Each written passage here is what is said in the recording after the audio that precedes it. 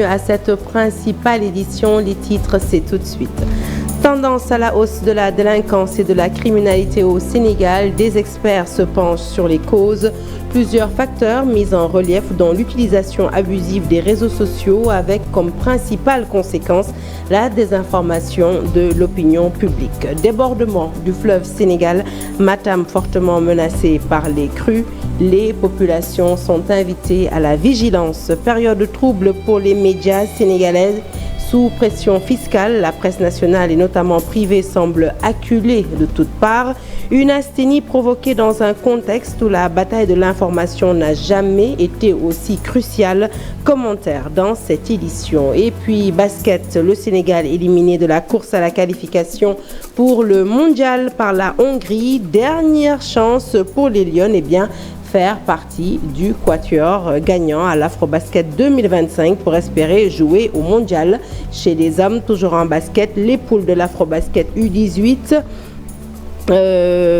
Donc le Sénégal, le Sénégal dans le groupe A avec la Côte d'Ivoire, le Mali et le Cameroun. Voilà pour les titres, le développement, c'est tout de suite.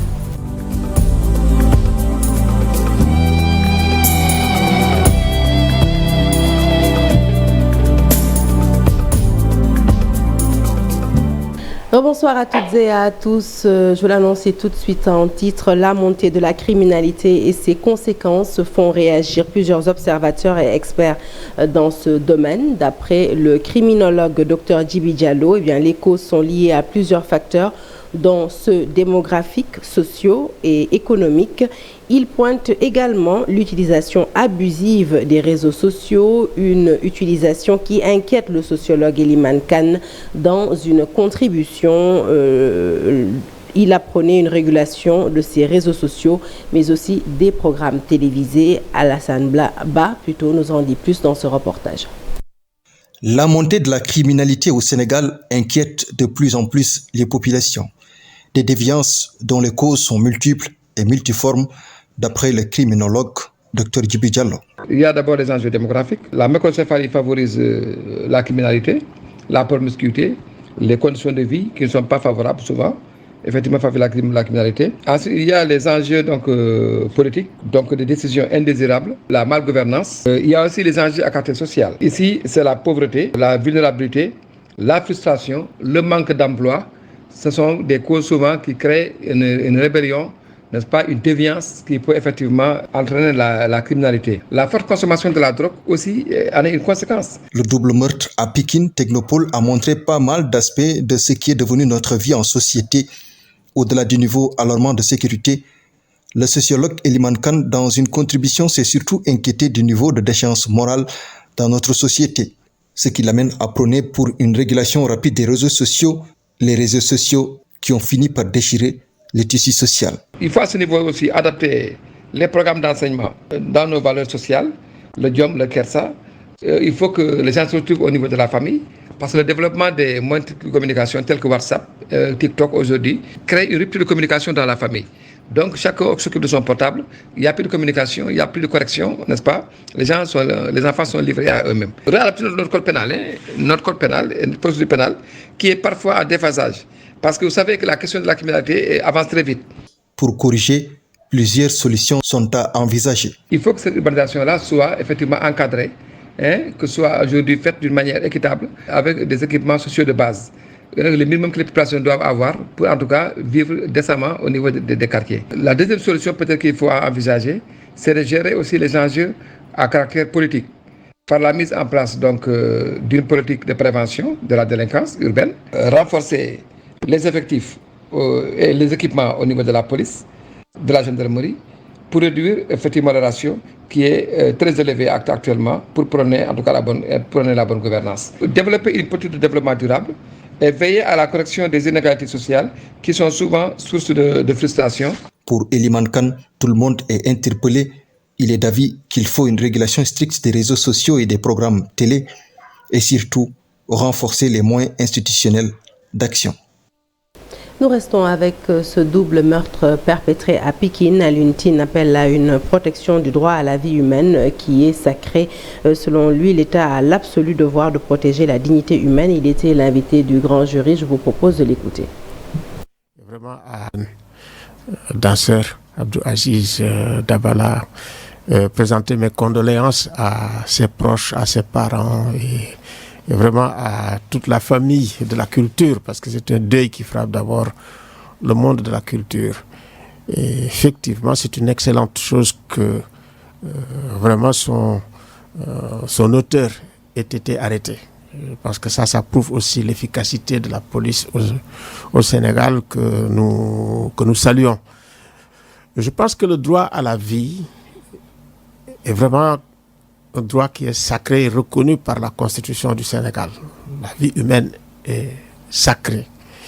Et effectivement, l'État a l'absolu devoir de la protéger. Et je pense que ça, c'est une excellente chose. Et il faut revenir sur ça. D'autre part aussi, il y a aussi le droit à la dignité. Le droit à la dignité, c'est fondamental parce que la dignité humaine est totalement inhérente. Si vous enlevez la dignité de l'homme, vous n'avez plus un homme en face de vous. Et effectivement, quand quelqu'un est mort, mais en réalité, en dernière instance, il n'y a que le bon Dieu qui peut prendre les décisions le concernant. Les hommes n'ont plus de prise sur cette personne. Donc, il faut l'enterrer. Je pense que toutes les religions, toutes les cultures reconnaissent qu'il faut respecter ce moment absolu où l'être humain ne peut plus rien. Donc, vraiment, il faut... Donc, je pense qu'il faut continuer la promotion du droit à la vie. Même les accidents tuent encore beaucoup plus. Ce communiqué du ministère de l'Intérieur à présent, le ministère de l'Intérieur et de la Sécurité publique informe l'opinion publique qu'une vidéo circulant sur les réseaux sociaux annonçant l'instauration d'un couvre-feu nocturne et d'une rafle générale à partir de 21h est totalement fausse et dénuée de tout fondement. Le ministère tient à rassurer les populations qu'aucune mesure de ce genre n'a été décidée par les autorités compétentes. Cette fausse information allant dans le sens de semer la confusion et la panique ne saurait prospérer. Nous appelons donc à la vigilance et à ne pas relayer de telles rumeurs non vérifiées. Le ministère de l'Intérieur et de la Sécurité publique affirme son engagement à lutter contre la prolifération des fausses nouvelles et à garantir la sécurité et la sérénité de tous les Sénégalais. Parlons du débordement du fleuve Sénégal à hauteur de la Falémé. Plusieurs plantations et champs de culture envahis par les eaux. La circulation sur la RN1 a été perturbée à hauteur de Kidira. On note une tendance haussière du niveau de l'eau qui se poursuit toujours à Bakel où la cote d'alerte de 10 mètres est dépassée de 18 cm. Et avec ce débordement, la région de Matam fortement menacée. Ce matin, à 8 heures, le niveau du plan d'eau était à 7 cm 90. À la station de Matam, il reste plus que 10 cm pour dépasser la cote d'alerte, suffisant pour que les autorités invitent les populations du Dandé à la vigilance et à la prudence. Le point, c'est avec Ali Bandagnan.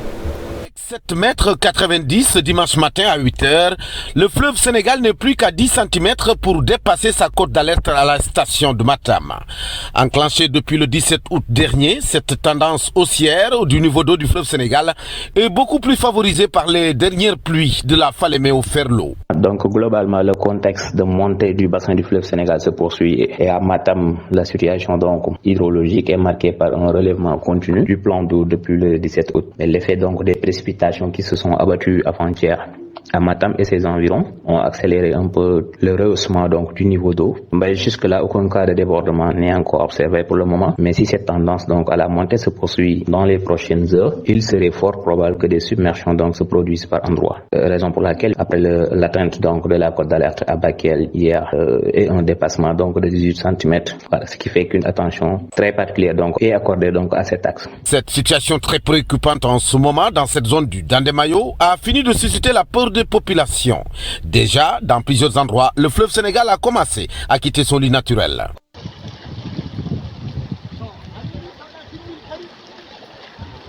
les populations donc riveraines et les porteurs d'activités aux abords donc du fleuve Sénégal, dans le Dandemayo, devront observer une vigilance eux aussi qui sera maximale et prendre toutes les dispositions nécessaires pour se prémunir d'éventuels dégâts. Zone très enclavée du fait surtout des lenteurs des travaux de réalisation des routes du Dandemayo nord et sud.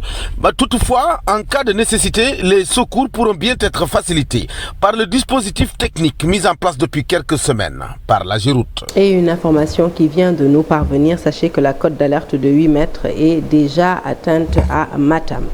Le niveau de chaleur ne cesse de monter depuis quelques années à Kolda et cela à cause des effets des changements climatiques et les ressources forestières deviennent de plus en plus rares. Pour lutter contre ces fléaux, des acteurs locaux se sont mobilisés pour planter des arbres dans plusieurs artères de la commune de Kolda, mais aussi au niveau de certains lieux publics. Le reportage est d'Abdoulaye Diallo. Kolda est une des régions du Sénégal où les effets des changements climatiques se font sentir. La montée du niveau de chaleur, la rareté des pluies, l'assèchement des terres sont entre autres fléaux qui démontrent cela. Pour aller à l'encontre de ces phénomènes, des acteurs de développement se sont mobilisés. Nous constatons un changement climatique au niveau de la région de Kolda et cela est dû à la chaleur et parce que aussi les gens ne plantent pas. On constate qu'il y a beaucoup d'arbres que nous sommes en train de couper et qu'on ne remplace pas. Donc pour pallier à ça, vraiment nous aussi, nous avons décidé de contribuer à planter des arbres vraiment pour essayer de faire revenir vraiment le beau vivre. Parce qu'avec l'arbre, on a l'ombrage. Avec l'arbre, on peut se soigner. Donc, avec l'arbre, c'est beaucoup de choses. C'est aussi une manière pour ces gens de répondre à l'appel du président de la République pour un reboisement massif de plantes. Parce que ne perdons pas de vue que c'est vrai que Kolda était une zone forestière, mais malheureusement, il y a une coupe abusive des arbres qui fait qu'aujourd'hui, les Koldois doivent être soucieux de planter. Ça, c'est une évidence. C'est une évidence. Il y a une urgence à planter, mais surtout à entretenir. Une femme, un arbre, c'est l'appel de ces acteurs de développement. Je demande à toutes les femmes du Sénégal, surtout de la région de Kolda, de vraiment mettre la main dans la pâte, de reboiser, de planter des arbres, vraiment pour le futur. Il faut planter, c'est maintenant. Après le reboisement, le combat contre le déboisement et les feux de brousse s'avère nécessaire. Allez, retour à Matam pour évoquer ce communiqué du ministère de l'Hydraulique et de l'Assainissement à propos de la cote d'alerte atteinte dans cette région. Une cote d'alerte de 8 mètres désormais atteinte à Bakel, où le seuil critique de 10 mètres est atteint depuis hier. Eh bien, la tendance haussière se poursuit et le niveau de l'eau est désormais à 10 mètres 22. Par conséquent, des débordements pourront survenir par endroits dans ces zones de la vallée du fleuve Sénégal, ce qui appelle à une vigilance maximale de la part des populations environnantes. Du côté du gouvernement, bien, la situation est suivie de près et toutes les mesures requises sont prises au moment opportun. Un communiqué donc fait à Dakar ce 25 août 2024 et portant la signature du ministre de l'Hydraulique et de l'Assainissement. 350 pèlerins ont quitté Dakar samedi pour un voyage spirituel au lieu saint de la chrétienté. Le ministre des Transports de l'Intérieur, les ministres plutôt des Transports de l'Intérieur et de la Santé ont assisté au départ des pèlerins à l'aéroport international Blaise Diagne. Le gouvernement dit avoir pris toutes les dispositions pour un bon déroulement de ce pèlerinage prévu du 24 août au 15 septembre. Les détails, c'est avec Thioro Mbardiaye. Des prières à la Vierge Marie pour lui confier leur pèlerinage au lieu saint de la chrétienté. C'est le premier acte posé par les 350 pèlerins présents au hangar de l'AIBD en présence du ministre des Transports, ses collègues de l'Intérieur et de la Santé. Pour toutes les autorités au niveau de la plateforme pour prendre toutes les diligences nécessaires afin de faciliter, mais surtout de mettre en place le même dispositif qu'on avait en tout cas mis en place lors du pèlerinage musulman. Et comme vous pouvez le voir, le nécessaire a été fait au niveau de l'enregistrement, mais ils ont allé même jusqu'à customiser, pour ne pas dire personnaliser, tout le circuit avec en tout cas les images. Le comité interdiocésain national des pèlerinages catholiques du Sénégal a magnifié cette attention des plus hautes autorités de la République. Les pèlerins sont contents de pouvoir partir dans d'excellentes conditions. Alors, ça c'est la partie visible de l'iceberg, puisque en amont, il y a tous les services de l'État. Il y a d'abord la subvention, ensuite tous les ministères nous ont donné le personnel qu'il faut pour pouvoir préparer et même accompagner. Italie, Israël, Palestine, Lourdes, Espagne et Portugal sont les différentes étapes du pèlerinage. Les 350 pèlerins répartis en 7 groupes de 50 personnes auront le privilège d'être reçus par le pape François à l'étape de Rome. À Saint-Louis, le Magal des 2 Rakas se prépare activement. L'événement religieux symbolise les 2 Rakas que Serigne Touba Mbacké Khadim Rassoul avait accompli dans le palais du gouverneur un 5 septembre 1895. Le Courel a lancé les activités de l'édition 2024 en organisant un concours de récital de Coran destiné aux jeunes pour leur permettre justement de suivre les pas de Serigne Touba Mbacké Khadim Rassoul. Selon le président du comité d'organisation, le but de cette activité vise à mobiliser tous les daras de Saint-Louis et de rendre hommage au Cheikh à travers son activité de prédilection, la lecture du Coran. Je vous propose d'écouter Serigne Ahmed Fall, le président du Courel des 2 Rakas, au micro de Seynou Diop. Cette activité, nous pensons que c'est l'une des principales activités du Magal de Raka, parce que ça réunit les jeunes enfants qui vont à l'école coranique, mais aussi c'est pour les enseignants un moment d'évaluation des enseignements qu'ils livrent sur l'année. Et nous avons un concours qui comporte 2 parties, bipartites. Il y a un concours destiné au Tilawa, une autre partie destinée au Hufaz, ceux qui maîtrisent à merveille le Coran. Et à la suite de ces 2 épreuves, dans chacune des 2 catégories, on choisit les meilleurs et ils sont récompensés la journée du 3, qui est la journée du Coran, qui est à la fois dédiée au Coran à Mame Diarra Bousso et Mame Cheikh Ibrahima Fall. C'est pour le Courel un moment très fort dans le Magal, parce qu'il répond, c'est un moment qui répond à ce que vous voulez de plus, Cheikh Al-Khadim, c'est-à-dire le Coran. Et nous parlons de tout à fait autre chose à présent. Sale temps pour la presse sénégalaise. La presse privée est accusée de tous les péchés. De Bara Diouf à nos jours, ce tsunami de haine est sans précédent. L'affaiblissement de la presse intervient dans un contexte de guerre des récits dans le monde. Dans notre région en particulier, l'information est l'enjeu de la bataille, mais aussi le lieu de la bataille. Alors, vivons-nous le temps des catacombes pour la presse? Le commentaire est de Chérif Diop. Ainsi donc serait venu le temps des catacombes pour la presse sénégalaise? Utopie ne peut être plus absurde. La presse est accusée de tous les péchés d'Israël. Qu'elle rende gorge, s'époumonent les militants fanatisés. Qu'elle paye rubis sur l'ongle, feule la tutelle chargée de porter l'estocade. À l'échafaud, vomissent les haters les plus venimeux. De Bara Diouf à nos jours, ce tsunami de haine passionnelle et pestilentielle est sans précédent. Se pose alors la question simple en journalisme. Pourquoi ? Tous les professionnels responsables animés de bonne foi applaudissent à tout rompre la volonté de mettre de l'ordre dans le secteur de la presse.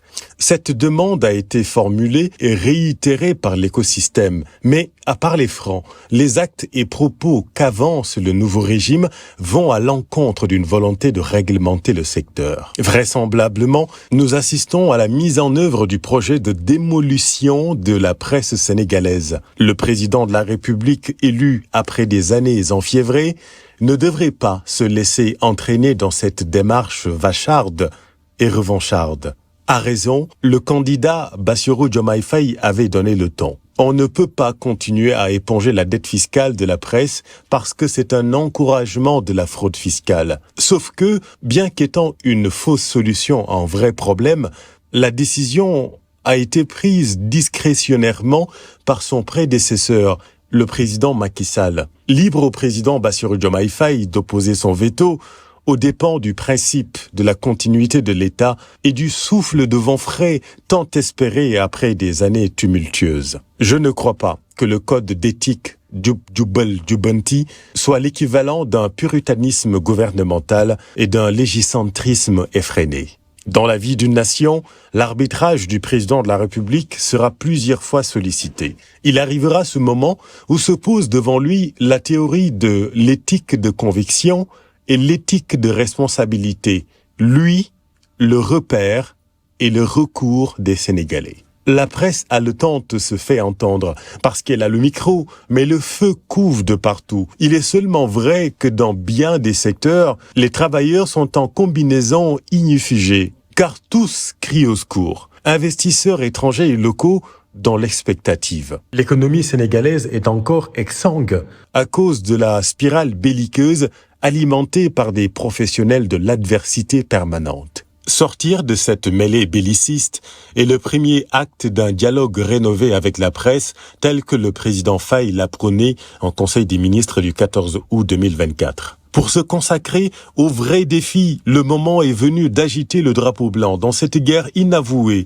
que le régime mène à la presse privée notamment. Quant au service public, jeté aux orties hier, son micro est léché aujourd'hui avec délectation. Avec l'emballement de l'explorateur découvrant une terre inconnue, certains découvrent le bel outil que le service public a toujours été. La presse privée ne quémande ni la pitance, ni l'obol. Elle réclame des mesures de redressement appropriées, à l'instar de toutes les entreprises qui doivent au fisc. Le dire, Tignac s'il le faut, n'est ni une supplication, encore moins une adjuration. Certes, les acteurs de la presse ne sont pas au-dessus de la loi. En même temps, tous les journalistes ne sont pas des misérables de toutes les misères pour être traînés dans la boue. Ce débat pollue l'espace public et sa première victime est la confiance entre institutions et citoyens. Ces derniers sont ballottés au rythme des controverses. L'épée du sicaire est brandie, le fourreau est même jeté. L'objectif inavoué de cet acharnement est de neutraliser ces entreprises indésirables à ses yeux. Des sociétés que des capitaines d'industrie comme El Hadj Ndiaye ou Youssou N'Dour ont bâti des décennies durant. Dans le paysage médiatique, quel grand nom de la presse n'a pas collaboré avec Youssou N'Dour et le groupe Futurs Médias, GFM, fleuron incontestable de la presse sénégalaise? Dans le landerneau politique, quel acteur ne s'est pas bousculé au portillon du groupe Futurs Médias, GFM, fer de lance de la liberté d'expression? Grâce à Youssou N'Dour, des centaines de jeunes Sénégalais gagnent dignement leur vie au groupe Futurs Médias. GFM, que des croque-morts embusqués piaffent d'impatience de passer à sa mise en bière. Malgré les menaces, les invectives, les colibés, les intimidations puériles, les infâmes gloses, les manipulations grotesques, les épigrammes insensés, les suspicions abjectes, le sarcasme désobligeant, Youssou N'Dour travaille en silence. Ne comptez pas sur sa lassitude. Sans flagornerie aucune, Youssou N'Dour est Sirius dans le ciel du Sénégal. Désirer l'éteindre est une chose, l'atteindre en est une autre. À l'honnêteté, il faut admettre que GFM a joué un rôle prépondérant dans les 2 dernières alternances du Sénégal.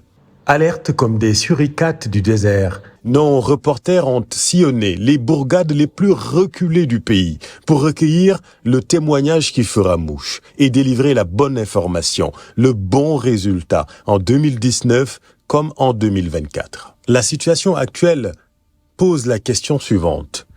S'informer, à quoi bon? Une question essentielle dans le contexte de guerre des récits que vit le monde, notre région en particulier.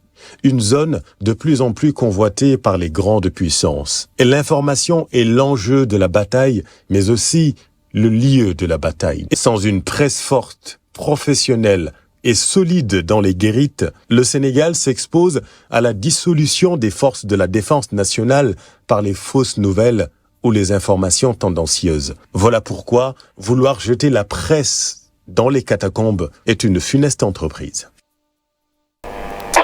Chérif Diop, merci.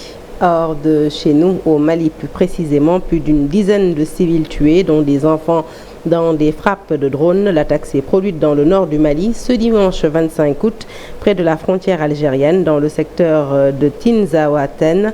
Au moins 15 civils, dont de nombreux enfants, ont été tués par des frappes de drones, selon des sources concordantes émanant des élus locaux, des séparatistes, mais aussi des ONG et des sources de nos confrères de Radio France Internationale.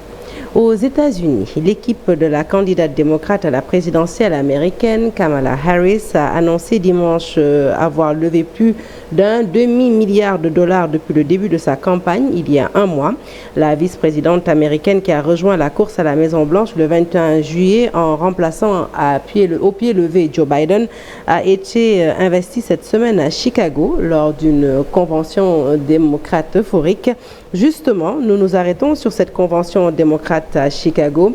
Les discours de Barack et Michelle Obama, le soutien de la star du basketball Stephen Curry et le speech musclé de Kamala Harris sur certains sujets de politique étrangère marqués par le Proche-Orient, la guerre en Ukraine et la Corée du Nord. Alors on fait le point tout de suite et c'est avec Abdoulaye Cissé. Please welcome America's 44th president and the love of my life, Barack Obama. Le défi pour les démocrates était que la convention serve de lancement à la campagne de la candidate de substitution enrôlée avec beaucoup de retard pour sauver le camp du président sortant, Joe Biden, qui a renoncé à se présenter. Et pour ça, les démocrates ont misé sur les valeurs sûres. La cote de popularité des Obama a pu faire penser par moments que c'est Barack ou Michelle qui étaient les candidats. Mais ces deux-là étaient en mission commandée pour Kamala Harris. Tell him that the job he's currently seeking might just be one of those black jobs. Aucun soutien n'était de trop ici, pas même celui du meilleur basketteur du moment sur la planète et qui est encore sur un nuage fraîchement auréolé du titre de champion olympique et MVP de la finale aux JO de Paris 2024. Le message vidéo de Steph Curry est très engagé. Honored to support Kamala, so let's all do our part. God bless. Dès lors, la candidate pouvait se lancer. Kamala Harris attaque et cogne Donald Trump. Convention réussie. Au lendemain, les sondages donnent une légère avance à Harris sur son adversaire et Donald Trump de s'accrocher aujourd'hui au ralliement d'un membre du clan Kennedy, jadis foncièrement enraciné chez les démocrates. C'est une campagne américaine qui va passionner le monde et peut-être les sujets qui détermineront l'issue de l'élection ne seront pas forcément les thématiques liées au quotidien des Américains. L'Amérique n'a jamais été aussi divisée sur le conflit Israël-Palestine, sur la guerre entre la Russie et l'Ukraine, sur l'immigration et le contrôle des frontières. President Biden and I are working to end this war such that Israel is secure, the hostages are released, the suffering in Gaza ends, and the Palestinian people can realize their right to dignity, security, freedom, and self-determination. Ça n'a pas empêché Kamala Harris d'ouvrir un nouveau front et faire d'une pierre deux coups pour habiller pour l'automne Donald Trump et le dirigeant nord-coréen Kim Jong-un. I will not cozy up to tyrants and dictators like Kim Jong-un who are rooting for Trump.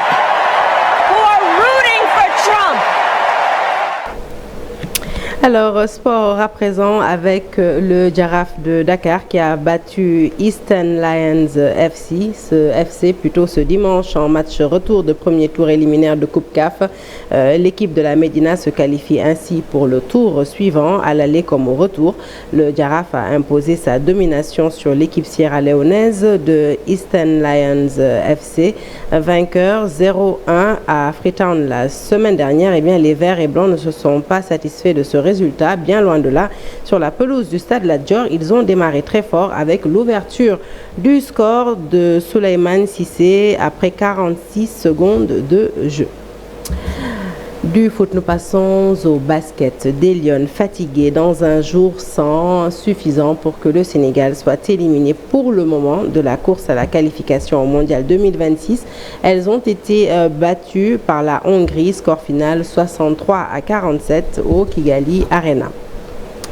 Et nous terminons en basket, mais cette fois-ci chez les hommes. Les poules de l'Afrobasket U18 hommes sont connues, du lourd pour le Sénégal qui se trouve dans le groupe A, en compagnie de la Côte d'Ivoire, du Mali et du Cameroun. La compétition aura lieu du 1er au 14 septembre prochain et ce sera à Pretoria, en Afrique du Sud. Voilà qui met un terme à cette édition que je suis ravie de vous avoir présentée.